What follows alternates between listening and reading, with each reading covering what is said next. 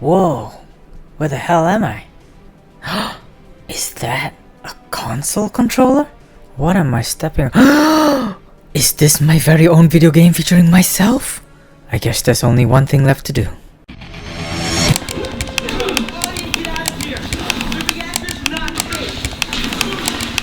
Yeah, that's how it's done.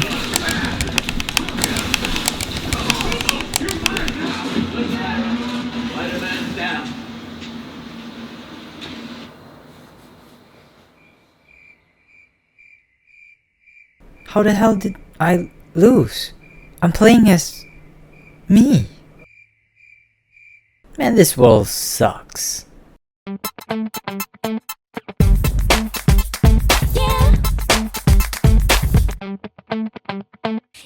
Hello and welcome back to the Ken OWE channel. It's a new year and we have a new figure review to kick off the year.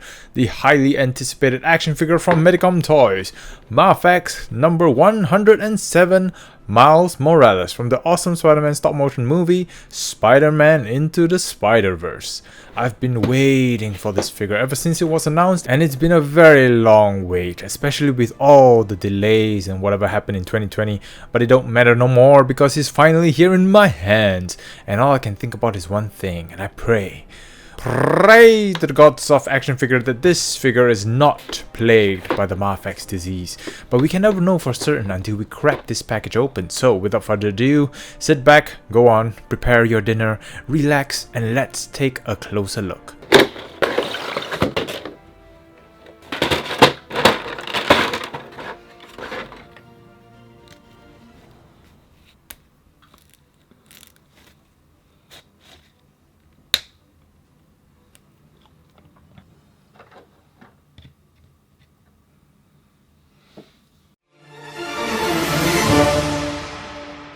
My god, this is officially the thinnest figure I've ever held. And there's only one emotion I'm feeling right now, and that is fear.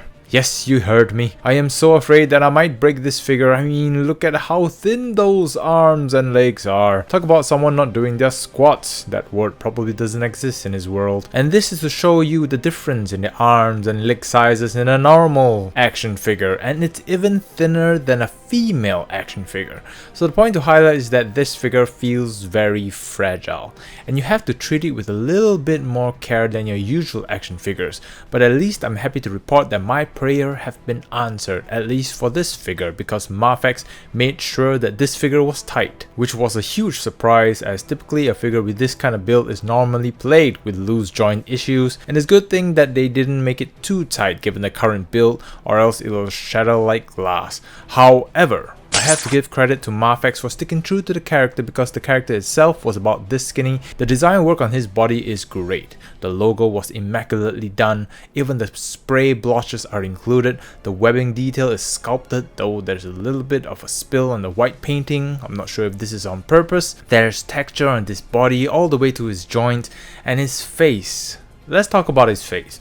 From the front, it looks fine, but if you turn it to the side, there's something just anatomically weird about his head, in my humble opinion. I feel like the line of the face where the nose and mouth is just a little bit too steep. So it makes it look like he doesn't have a nose or a mouth under that mask. Just bringing in the unmasked head as a reference, see those bumps on the nose and mouth? Yeah, it's not present in the masked head version.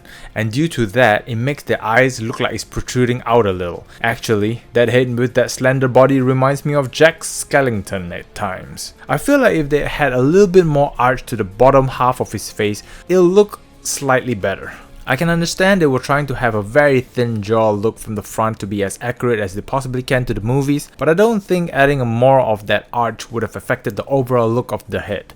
And lastly, we come to his clothes, and this is by far the cleanest sewing I've seen. I mean, this compared to this, you've got some work to do, 1000 Toys. There's also wiring at the bottom of the jacket and around the hood for some posability. There's a bit of a stretchy material on the sleeve, and at the bottom of the jacket the collars are popping, and the pants has a velcro as well if you want to pull his pants down, and they even sew in his back pockets. My god, these two are fine pieces of clothing. And a piece of advice, if you want to remove or put his clothing on, you better take his hands and feet off, or you're going to be met with a lot of resistance. So to sum it all up, when it comes to appearance, great sculpting, amazing threads, nice painted logo, oddly shaped face, weird body proportions in some areas, but if we're talking about the build, it feels really fragile.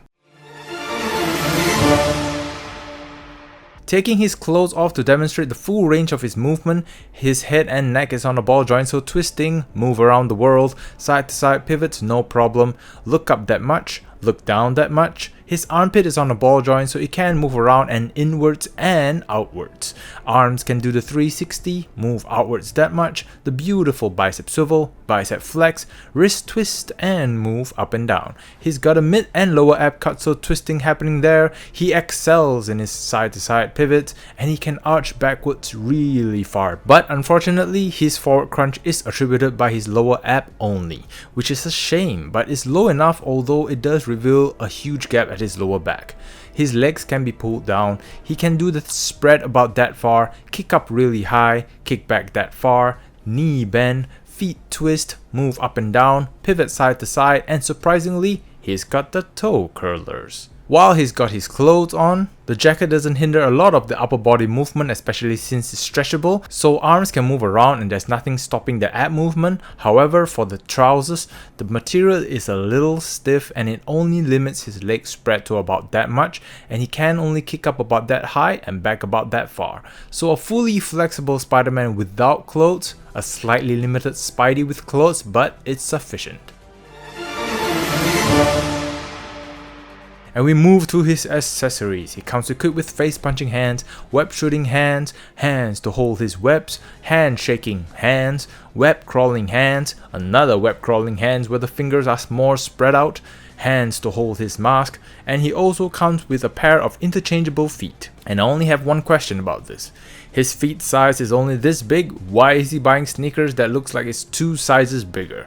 I'm surprised he isn't losing these mid-air while swinging. And of course, as always, Mafex gave us a pair of magnetic hands and feet, and also another pair of magnetic sneakers as well. And because this figure is so light, these magnets work a lot better than your regular Mafex figure. So I guess there's one benefit to this figure's stature. He comes with the mask as usual as well, and to equip this, there's actually a hole at the top of the mask and there's a peg at the mask holding hands, where you can peg it to the mask to secure it in place. But I'd be extra careful as this may break if you try to force it in, especially if it's not aligned. So please keep your eyes open. Of course, he comes with a typical pair of short web shooting effect and a pair of long web shooting effect and one web effect for him to hold onto. And let's talk about the head accessories. For the mask version, he comes with one head where the eyes are wide open and another one where it's slightly squinted. And he has a half unmasked head accessory where it comes with the neck joint as well, and a fully unmasked head accessory. And the sculpting detail on this Miles Morales face is simply amazing. I mean, it's scary how accurate it looks, and these two accessories are the ones making this package worthwhile. If only the masked head could have been this polished. So as always, Mafex delivers on the accessories, especially those Miles Morales heads. They're just beautiful. And here is Mafex Miles Morales standing next to other action figures for scale comparison. So, in summary, this figure feels like a ticking time bomb. I don't know when or how I'm going to do it, but I feel this figure is going to break on me. And I'm hoping I'm wrong about this, but this package has all it needs to be a great one. A figure with a lot of posability, so many accessories to play with, and the figure itself looks good if you get him on certain angles, but when he's standing upright, you start to notice things that break the illusion a little bit. So it's all good for now, but we shall see if this figure can stand the test of time. With that all said, that concludes my review of this figure. I know this figure was reviewed late and technically it was released in 2020, but it still wouldn't change my list because unfortunately this figure just doesn't cut it for me. Sure, this may be the best looking action figure to some, but I can't put a figure in the best action figure category if I didn't have any confidence in it, and it's really sad to say that I don't have a lot in this figure, despite my excitement for it, but it certainly doesn't deserve to be in the disappointing list either. Anyway, anything I said above is based on my own humble opinion, and I would love to hear your thoughts as well.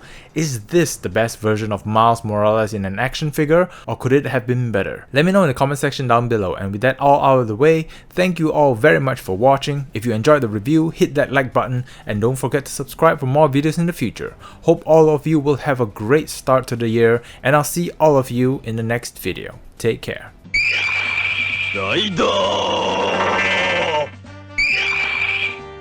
Click here for video 1. Click here for video 2. Click here to subscribe. Click it. Thank you for watching. Arigato. Thank you.